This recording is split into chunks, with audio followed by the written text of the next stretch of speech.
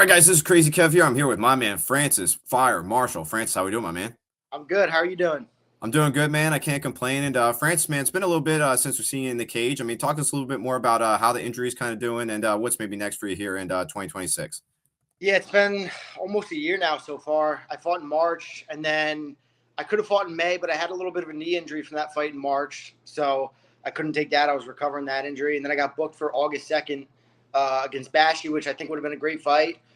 Tough opponent, skilled opponent. Would have been a fun fight for the fans. Great fight for me.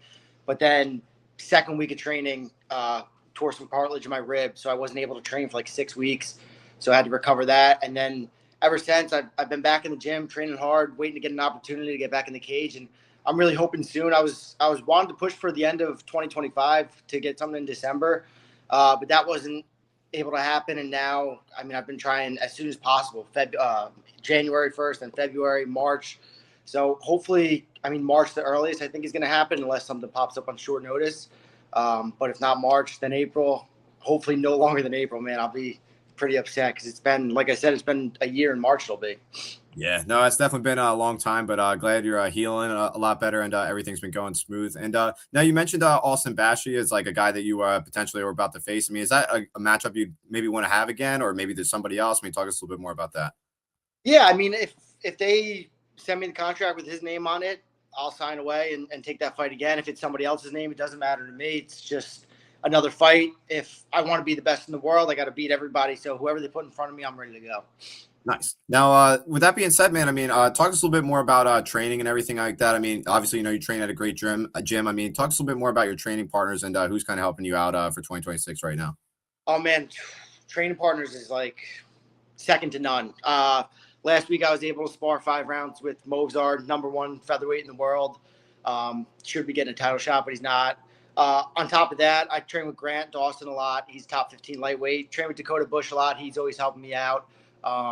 So it's just, and then on top of that, it's just guys that come in from wherever, like other parts of the world or other parts of the U.S. that like people don't even know really who they are. They're not on the big stage yet. They're still on the regional promotions, 3-0, 4-0, 4-1, whatever. And they're coming in, they're giving everyone good rounds, giving me good rounds. And it's just hard training every day. It's like the quality second to none between coaches and training partners. Like, I'm super happy to be here and super grateful.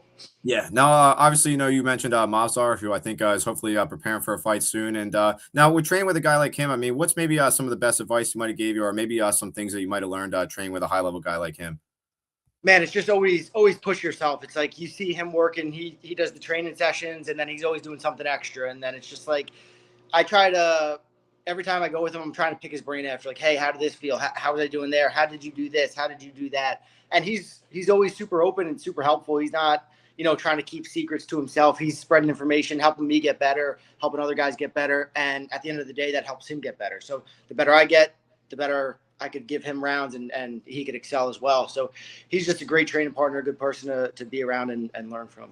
Yeah, no, it's definitely awesome that you have a good gym and good guys around you. And now, I mean, obviously, with your last fight, you fought Myron Santos, and with that fight, I think a lot of people thought you won, and including myself. I mean, you're obviously talking about getting better and everything like that. But I mean, what do you think you've kind of learned about yourself from that last fight, and how do you think you've kind of been improving since that fight?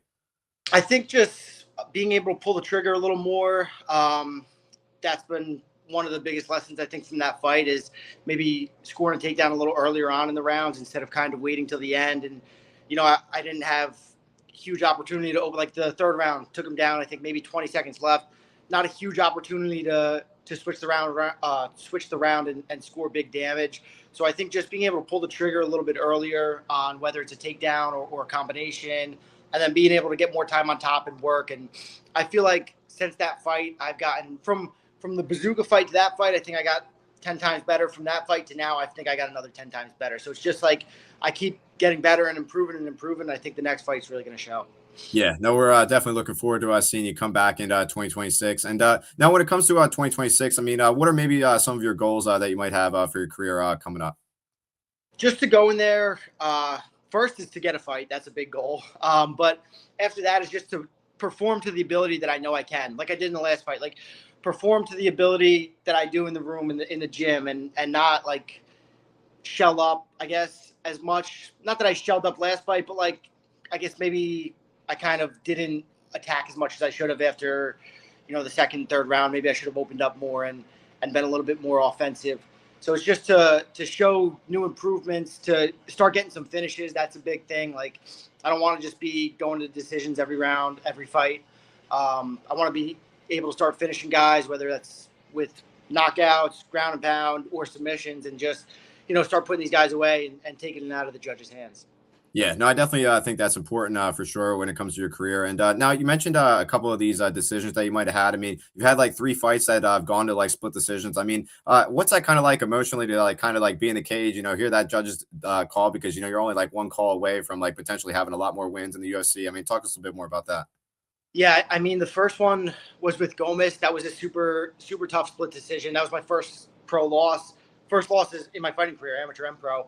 I kind of took that one pretty bad. I was pretty bummed about that one, really upset. But again, that fight, I didn't pull the trigger. I mean, there was some stuff that went into the background before that fight that I never talked about. But just going in there, I wish I was more offensive. And what I did to him in the third round, I could have did to him in the first round, and that wouldn't have been a split decision. But going into that, like in the Bazooka fight, another split decision, which I thought I won unanimous 3-0, you could say. I could even take it 2-1. Say you give Bazooka the third round. But going into that one, I was like, oh, dude, there's no way this is going to happen again. Like, luckily, I got out of there with a win, was able to renew my contract, get this fight with Myron. I thought I won all 3 rounds. I thought maybe, okay, again, 2-1. You give me the first round, the second round, you give him the third. Okay, same thing. I still get a unanimous decision. And then hearing the first 30-27 for me, and then I'm like, oh, fuck, this is going to be another split decision. Like, you could kind of see it in my face on the camera.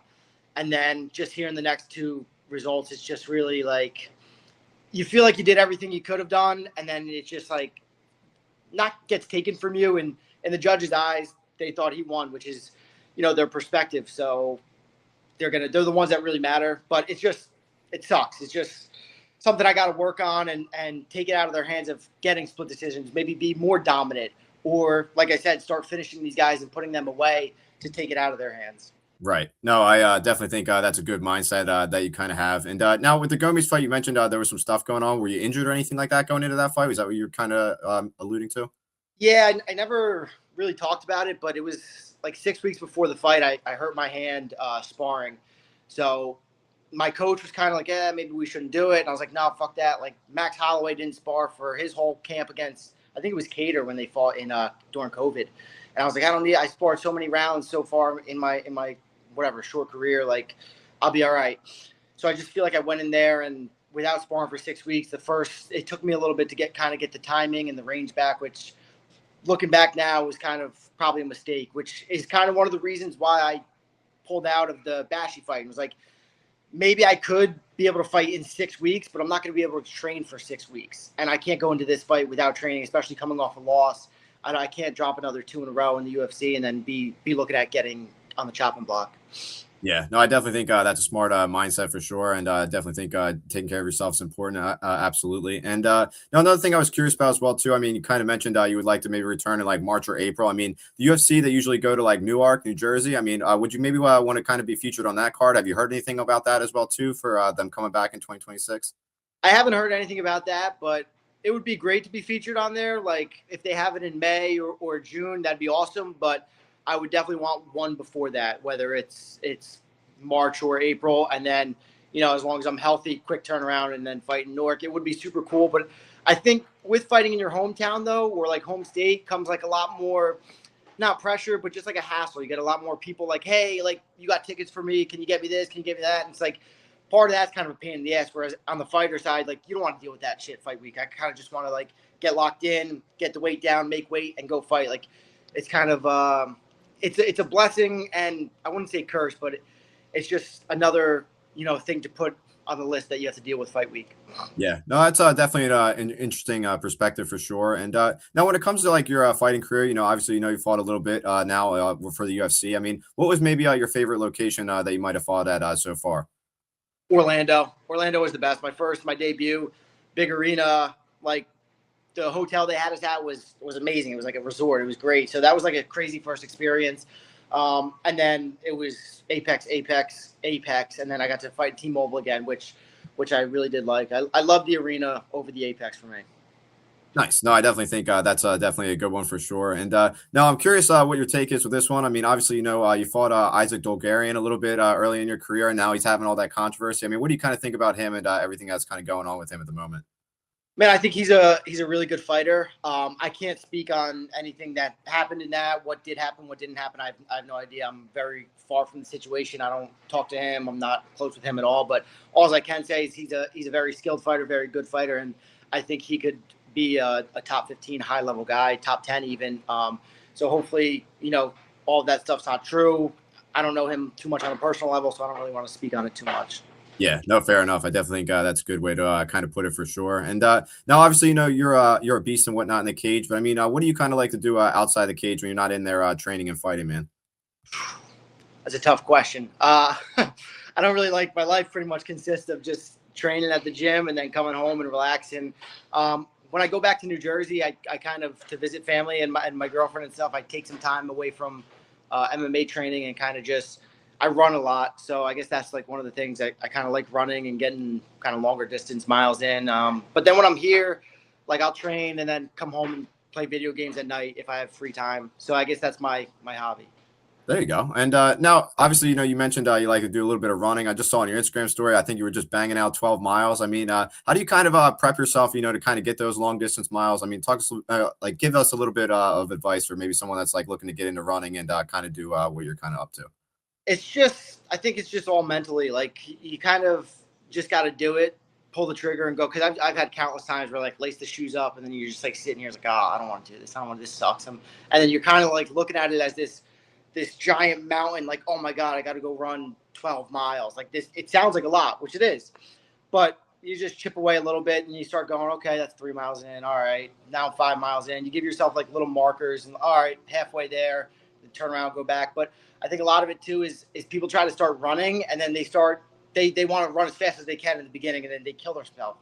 Like I think just a nice light, moderate pace to start, especially if you're just starting out, just like go easy. If you can't go a mile running straight, then, run a quarter mile, walk a quarter mile, run a quarter mile or run a half mile, walk a half mile. I think that's good, like way to get into it, to build your body up and your aerobic system to kind of get yourself into running more, and then eventually you could start getting into more miles. Like you can't just get off the couch and go for a 10-mile run. You can, but you might be beat up for a few days. Right. Yeah. No, I definitely think that's important. I definitely think that's some good stuff for sure. And now you mentioned you were at RAF Wrestling last night. I mean, talk us a little bit more about that atmosphere and what that event was kind of like as well. Man, it was great. RAF did a great job. That was the first time I ever went to one. Even when they had them previously, I didn't watch them online or anything like that. My wrestling coach here, Mako, was doing it, so I wanted to go out there and support him and see him compete. It's not like I don't know how many times I'm going to be able to see him compete again, so I wanted to get out there see that. But RAF did a phenomenal job of just like the matchups, the promotion, like in between what they were doing. It's just I think they're doing a fantastic job for the sport of wrestling, and it's like giving these guys another outlet after college or like in between big matches they have or big tournaments, whatever, to go out there and perform in front of a big audience. And it's not like you're going out there for a trials tournament. You're going out there, it's almost like a fight. You have one match against one guy. You get 4 weeks to prepare, whatever it is. Go out there, wrestle. I think that's the future of the sport. They're doing a great job, and that's something I would love to get on one of those one day. It'd be super fun. Yeah, that's what I was going to actually ask you next. I'm glad that you mentioned that. And now, when it comes to like RAF, I mean, do you think like the UFC is like going to be okay with this like for a long time? Do you think they're going to eventually start pulling fighters? I mean, what do you kind of think about that? I think they should be okay with it. Like I know they let a lot of fighters do the I think it's that like pit grappling or those what is the CFFC Fury grappling matches. So I kind of think those are more dangerous. You're getting armbarred. I don't think they're doing heel hooks to UFC guys and stuff like that, but you have other stuff that could happen. So I think just letting these guys go out and giving them another way to make money in between fights, whether it's however much they're making, it's something between fights to kind of hold you over. And I think they should let them go. Keeps you sharp on the competition, gives you like a little bit of that mentality where you're like, okay, I'm competing. I'm not fighting, but I'm still competing. So it kind of gets your anxiety up a little bit. I think it's really good for fighters to get in there, and I think it's great for the sport of wrestling. I think the UFC should keep allowing it. Yeah, no, I definitely would agree, and I definitely think I definitely think it's definitely a good for the UFC fighters as well. And now, when it comes to Arman, I mean, last night he looked very incredible. I mean, he obviously got a very big win. I mean, what did you kind of think about his performance as well, watching that one live? Dude, he looked great. He dominated, like, quick tack. I think it was like 90 seconds. Was able to, and Lance Palmer's not like a bad wrestler. He's no like scrub that just showed up. Arman did a great job. He just kind of just abused him almost. I don't want to say abused him, but like he beat him pretty. And I'm not saying like I would do any better than Lance Palmer. He'd probably fucking do the same thing to me. I never got the opportunity to train with him, but I mean, he is a phenomenal athlete, number one in the world, great wrestler, great fighter. I think he did a really good job. Yeah, I mean, now obviously, earlier in the interview we mentioned that Movsar deserves the title shot, and Arman I think is another guy that deserves the title shot. I mean, what do you kind of think about these guys? Like getting passed over for the title shots, even though I think they're very clearly deserving. I think it sucks, but you know how it is. At the end of the day, the UFC is a business, and they want people who are going to do, I guess, bigger numbers in their eyes, and they want to, give whatever their reasoning is. I don't know, but they have their reasons. They think, I guess, whoever's going to do better numbers, and they got to run it as a business. And if they don't, want to give you the title shot, there's nothing that says, you have to get it. So they're just, at the end of the day, they're going to do what they want to do. Yeah, no, definitely, man. And now, when it comes to your fighting career, I mean, obviously, you want to get back in there in March. I mean, how active do you kind of want to be in 2026? I mean, how many fights do you want to have, and how long do you think it would maybe take to maybe see you get a ranking next to your name? Dude, 3-4 fights would be great this year. If I could fight, like I said, if I could fight March, and then if they go to Newark and I could get on in like May or June, then another one like September, and then another one to close the year out in December would be ideal for me. 4 fights, as long as I stay healthy. But sometimes you think like maybe 4 fights is too much. Like you look like a guy at RDR last year who I think he had 4 or 5 fights. It's like by his last one, and I'm not taking anything away from Brendan Allen. He did a great job, but that was part of their reasoning that a lot of people said that he fought too much and the weight cuts and whatever. So you kind of gotta see how it is. I think 4 fights would be great. Ideally, I think more likely would be 3 max, because it is a little tougher to get booked with so many guys, I think. And then for the ranking aspect, I think if I go in there, I could get 3 wins, at least 2 finishes. I think by the beginning of 27, I could be looking at fighting a ranked opponent and getting a number next to the name. Yeah, no, I definitely think that's a realistic way to kind of look at it for sure. And now, obviously, in the beginning of the interview, we mentioned like somebody like Austin Bashy could be a potential good opponent for you. I was also looking at the rankings, and I thought maybe somebody like Billy Quarantillo, maybe that could be like a good matchup for you. I mean, what do you kind of think about him as a potential opponent as well?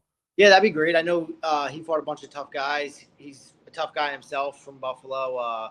So I think that'd be a fun fight too. Stand up, get some, bang it out a little bit. I think that would be an arena fight. Can't put that one in the Apex. So I would love to fight a guy like him too. Big name for me. Get my notoriety up a little bit with people who don't know who I am. Yeah, no, I definitely think that could be a fun one. And yeah, I definitely think that one's worth, maybe a numbered card or something like that. And yeah, man, Francis, it's been awesome talking to you. I appreciate you taking the time. What's maybe your final message out there to the fans watching this video? Just if anyone keeps supporting me, I appreciate it. Thank you for everything. Hopefully be back in the cage soon, and the next one's going to be the best one. Better than the last one. Feeling good, training hard, and getting better every day. So stay on the lookout. Yes, sir. And yeah, man, thank you so much for taking the time. Definitely looking forward to seeing what's next, and have a great 2026, my man. Thank you, brother. Appreciate it.